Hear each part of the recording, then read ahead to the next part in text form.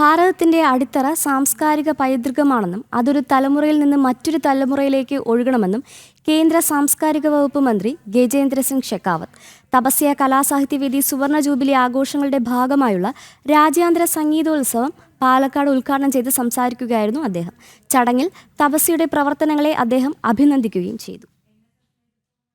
പാലക്കാട് വടക്കന്തറയിലെ സ്വകാര്യ ഓഡിറ്റോറിയത്തിലാണ് തപസ്യ കലാസാഹിത്യവേദി സുവർണ ജൂബിലി ആഘോഷങ്ങളുടെ ഭാഗമായുള്ള രാജ്യാന്തര സംഗീതോത്സവം നടന്നത്. കേന്ദ്ര സാംസ്കാരിക വകുപ്പ് മന്ത്രി ഗജേന്ദ്ര സിംഗ് ഷെഖാവത്ത് പരിപാടി ഉദ്ഘാടനം ചെയ്തു.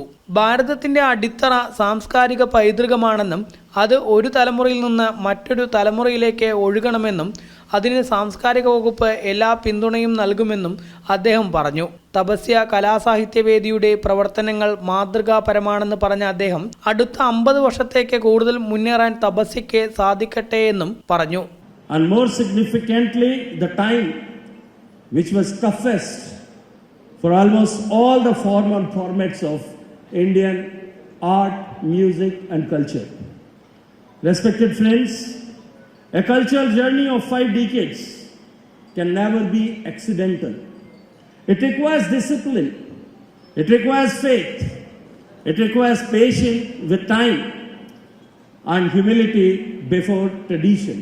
തപസ്യ കലാസാഹിത്യവേദി സംസ്ഥാന വർക്കിംഗ് പ്രസിഡന്റ് PG ഹരിദാസ് അധ്യക്ഷത വഹിച്ച പരിപാടിയിൽ സംസ്കാർ ഭാരതി ദേശീയ അധ്യക്ഷൻ ഡോക്ടർ മൈസൂർ മഞ്ജുനാഥ്, ഭാരതീയ വിചാരകേന്ദ്രം ഡയറക്ടർ R സഞ്ജയൻ, സംഗീത സംവിധായകൻ ഔസേപ്പച്ചൻ, പാലക്കാട് നഗരസഭാ ചെയർമാൻ P സ്മിതേഷ്, സംസ്കാർ ഭാരതി ദേശീയ സമിതി അംഗം ലക്ഷ്മി നാരായൺ തുടങ്ങിയവർ പങ്കെടുത്തു.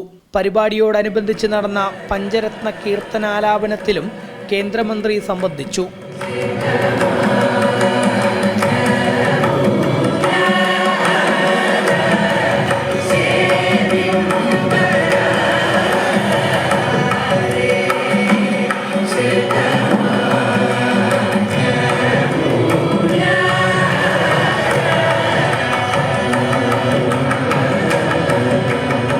ജനം, പാലക്കാട്.